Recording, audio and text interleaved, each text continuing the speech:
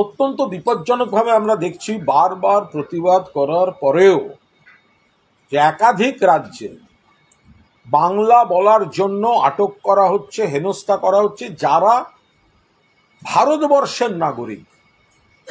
অর্থাৎ আমরা পশ্চিমবঙ্গে থাকি, আবার অনেক বাঙালি পশ্চিমবঙ্গের বাইরেও থাকেন, কিন্তু তারা তো ভারতীয়, আমরা তো ভারতীয়।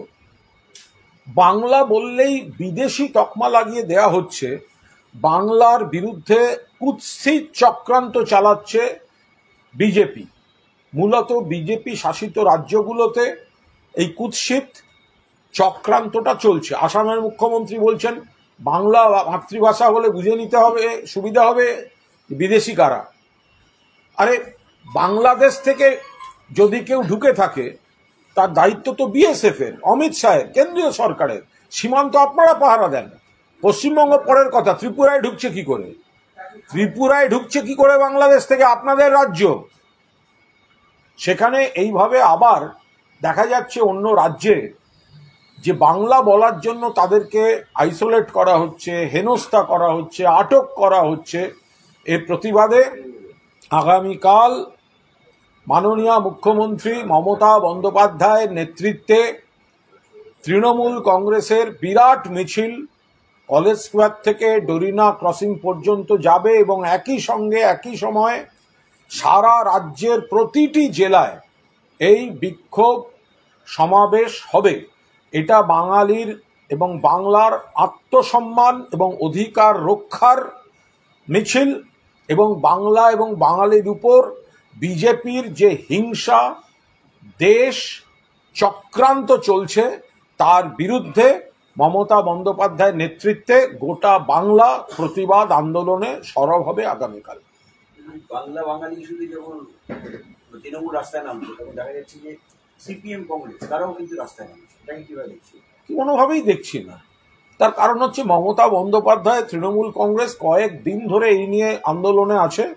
সেইটা দেখে কপি ক্যাট সিপিএম আর কংগ্রেস তারা এই ধরনের কোনো একটা কিছু করার কথা বলেছে। তো তৃণমূল তো গত কয়েকদিন ধরেই এগুলো চালাচ্ছে। মমতা বন্দ্যোপাধ্যায়ের নেতৃত্বে মিছিল হবে তো ঘোষণা করে দেওয়া হয়েছে। তা এত দেরিতে জাগলে হবে? এত দেরিতে জাগলে হবে? এই সিপিএম আর কংগ্রেসের আচরণে, মুখে এরা বলছে যা, কিন্তু আচরণে তো পুরো বিজেপির বি টিমের আচরণ করে। বিজেপি যখন বাংলায় টাকা বন্ধ করে দেয় তখন তো এই সিপিএম কংগ্রেস নেতৃত্ব করে। 100 দিনের কাজে খাটিয়ে নিয়ে কেন্দ্র যখন টাকা দেয় না, বাংলা বিরোধী কাজ করে, তখন তো এই সিপিএম এই কংগ্রেস দুহাত তুলে লম্পজম্প করে আনন্দে। এই বিজেপি যখন বাংলায় আবাসের টাকা দেয় না তখন তাদের সঙ্গে পোঁ ধরে এই সিপিএম আর কংগ্রেস। এই বিজেপি যখন বাংলার 1,70,000 কোটি টাকা দেয় না তখন তাদের সঙ্গে পোঁ ধরে এই সিপিএম আর কংগ্রেস। এই বিজেপি যখন বাংলায় সেন্ট্রাল এজেন্সিকে দিয়ে মেলাইন করার চেষ্টা করে তখন কংগ্রেস নেতৃত্ব করে আনন্দে, কিন্তু দিল্লিতে তাদের নেতাদের যদি চিঠি পাঠায় ইডি তখন তারা বিপ্লবী হয়ে যায়। ফলে সিপিএম আর কংগ্রেসের এই নেকি বিজেপি বিরোধিতা এটা বাংলার মানুষ জানে। বিজেপি বলছে যে টিএমসি নানা রকম দুর্নীতি সহ নানা ইস্যুতে হচ্ছে জেলবার, এবং সেই কারণেই হচ্ছে এখন বাংলা বাঙালি এইসব। এটা কোনো কাজের কথাই নয়, এটা কোনো কাজের কথা নয়। তৃণমূল কংগ্রেস কোনো বিষয়ে জেরবার নয়।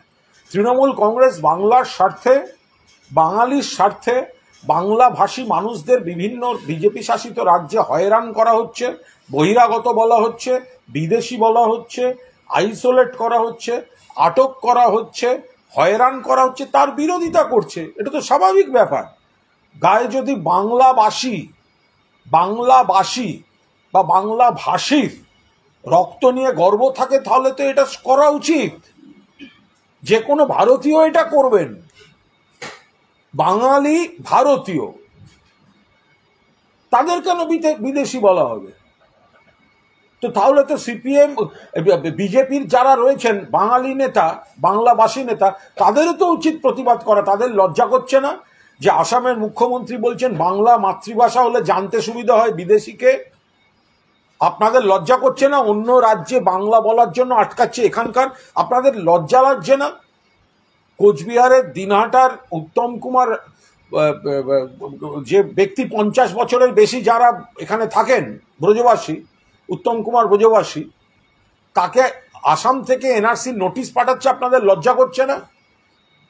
বিজেপির বাংলা ভাষী নেতারা দয়া করে তার মাতৃভূমি এবং মাতৃভাষার স্বার্থে এই অপমানটা মাথা নিচু করে মেনে নেবেন না। আপনাদের দিল্লির নেতারা যে অপমানটা করছে বাংলাকে, সেই সঙ্গে একটা বিষয় তারা এটাও বলছে যে পরিযায়ী শ্রমিকদের একটা বড় অংশ হচ্ছে সংখ্যালঘু সম্প্রদায়ের মানুষ, সেই কারণে সংখ্যালঘু তার সাথে বিষয়টা ভারতীয় না ভারতীয় নয়, হিন্দু না মুসলমান সেটা নয়, কিন্তু যদি কোনো হিন্দু বাংলা ভাষী এই যে কোচবিহারের দিনহাটার উত্তম কুমার ব্রজবাসী, তিনি তো হিন্দু, তো তাকে এনআরসি ধরালেন কেন? আসামে আপনারা হিন্দু হিন্দু হিন্দু বাঁচাও করতে করতে তো কয়েক লাখ হিন্দুকে অনিশ্চয়তার মুখে ফেলে দিয়েছেন।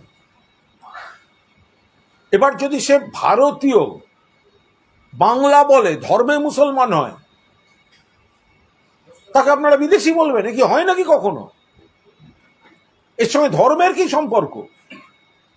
ভারতীয় না ভারতীয় নয়, পরিষ্কার কথা। যদি ভারতীয় হয় তাহলে হিন্দু, মুসলমান, খ্রিস্টান তারা বাংলা ভাষায় কথা বললেই আপনারা তাদের বহিরাগত বলবেন? কি করে হতে পারে? আর তখন বলছেন ওনারা হচ্ছেন মুসলমান। আরে মুসলমান, বাঙালি মুসলমান নেই, বাঙালি মুসলমান নেই, তাদেরকে কি আপনারা বিদেশি বলবেন? যুগ যুগ ধরে বাংলার মাটিতে হিন্দু মুসলমান একসঙ্গে থেকে এসছে। ইতিহাস বই উল্টে দেখবেন কত হিন্দু পরিবার থেকে কোনো না কোনো সামাজিক কারণে কেউ অতীতে মুসলিম ধর্ম গ্রহণ করেছেন। আপনারা তাদেরকে বলে দেবেন ভারতীয় নয়? এটা কোনো কাজের কথা হলো? যখন বাঙালিয়ানের কথা আমরা বলছেন, বিজেপি সে বারবার সেই রোহিঙ্গা, মুসলিম, হিন্দুত্বের কথা বলছে। যত বলবে তত বিজেপি বিচ্ছিন্ন হবে। বিজেপি যদি রোহিঙ্গার কথা বলে, কৈফিয়তটা বিজেপিকে দিতে হবে যে রোহিঙ্গা যদি ঢুকে থাকে সীমান্ত পার হয়ে ঢুকলো কি করে? সীমান্তটা তো আপনাদের অমিত শাহ বিএসএফ এর দেখার কথা। বিজেপিকে কৈফিয়ত দিতে হবে পশ্চিমবঙ্গে যদি রোহিঙ্গা ঢুকে থাকে সেটা যেমন কেন্দ্রের গাফিলতি, তাহলে বিজেপি শাসিত ত্রিপুরাতে কি করে রোহিঙ্গা ঢুকে ধরা পড়লো? সেখানে বিজেপির সরকার কি করছিল? বিএসএফ কি করছিল? ফলে বিজেপি যতবার রোহিঙ্গা এবং অনুপ্রবেশ শব্দটা আনবে ততবার ধরা পড়বে। শুধু বাংলা নয়, ত্রিপুরা সীমান্ত পাহারা দিতেও অমিত শাহ স্বরাষ্ট্র দপ্তরের বিএসএফ ব্যর্থ।